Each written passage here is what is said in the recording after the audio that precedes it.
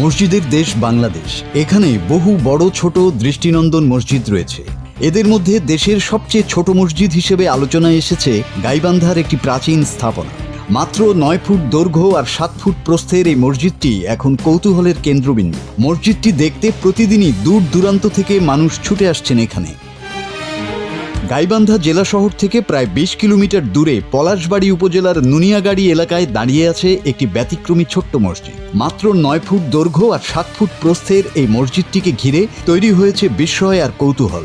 স্থানীয়দের মতে এটি দেশের অন্যতম ছোট মসজিদ। প্রতিদিনই বিভিন্ন এলাকা থেকে মানুষ আসেন এখানে নামাজ আদায় করতে। অনেকেই আসেন মানত করতে, দোয়া চাইতে, নিজেদের মনের বাসনা পূরণের আশায়। ধারণা করা হয় 5 থেকে 600 বছর আগে নির্মিত এই মসজিদটির সঠিক ইতিহাস আজও অজানা। এলাকার প্রবীণরাও এর নির্দিষ্ট বয়স বলতে পারেন না। তবে নির্মাণশৈলী দেখে অনেকেই মনে করেন এটি মোগল আমলের স্থাপনা। ইতিহাসবিদদের তথ্য মতে একসময় এই অঞ্চল ছিল ঘন বনাঞ্চল। সেই বনভূমির মধ্যেই সুফি, দরবেশ বা অলিয়া উলিয়ারা এই মসজিদটি নির্মাণ করেছিলেন বলে ধারণা করা হয়। ছোট হলেও মসজিদটির স্থাপত্যে রয়েছে নান্দনিকতা। ফুলপাতার কারুকাজ, ছোট গম্বুজ ও দৃষ্টিনন্দন মিনার সহজেই দৃষ্টি কাড়ে। ভেতরে ইমাম সহ সর্বোচ্চ 4 জন একসাথে নামাজ আদায় করতে পারেন। মসজিদটির পাশেই গড়ে তোলা হয়েছে আরেকটি বড় মসজিদ। তবে ঐতিহ্যবাহী এই ছোট মসজিদেই নামাজ আদায় করতে বেশি আগ্রহ দেখান দর্শনার্থীরা। পাশেই রয়েছে এক অজ্ঞাত পরিচয় কামেল ব্যক্তির মাজার।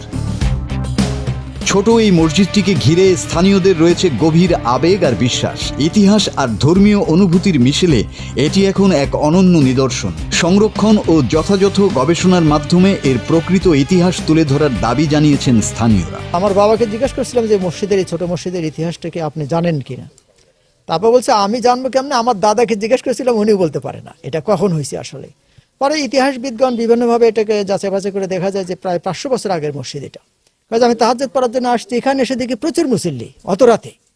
কি ব্যাপার, এত মুসল্লি কি হয়েছে? হয় আবার পিছনে একটু ফিরে তাকাইছে, পিছনে তাকা আবার সামনে দেখি যে আর কেউ নেই। তাতে মানে এখানে জিনদের একটা প্রভাব এখানে আছে আর কি। ভালো জিনরা, মসজিদে তো খারাপ জিন থাকে না, ভালো জিনরাই থাকে। কিন্তু যেটা শুনছি মানুষের মুখ থেকে, এটাই সবচেয়ে বাংলাদেশের ক্ষুদ্রতম মসজিদ। আমরা জানতে চাই, কিন্তু এটা ছাড়া বেশি মানুষ বলতে পারে না।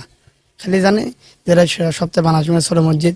আমরা জানতে চাই এই মসজিদটা কীর্তিটাকে, ঐতিহাসিক এই কীর্তিটাকে ধরে রাখার জন্য সরকারিভাবে এটা একটা লিস্টভুক্ত হোক এবং সরকারিভাবে এখানে অনুদান আসে এই কীর্তিটাকে চিরদিন ধরে রাখুক, পরবর্তী জেনারেশনের জন্য ধরে রাখুক, এ কামনা করছি সরকারের কাছে। এটি দেশের সবচেয়ে ছোট মসজিদ কিনা তা নিয়ে গবেষণার প্রয়োজন। তবে ছোট মসজিদগুলোর মধ্যে এটি নিঃসন্দেহে একটি অনন্য উদাহরণ। দ্রুত প্রত্নতত্ত্ব বিভাগের উদ্যোগে সংরক্ষণ করা হলে টিকে থাকবে এই ঐতিহ্য, এমনটাই প্রত্যাশা স্থানীয়দের। Desk report, Bangla TV.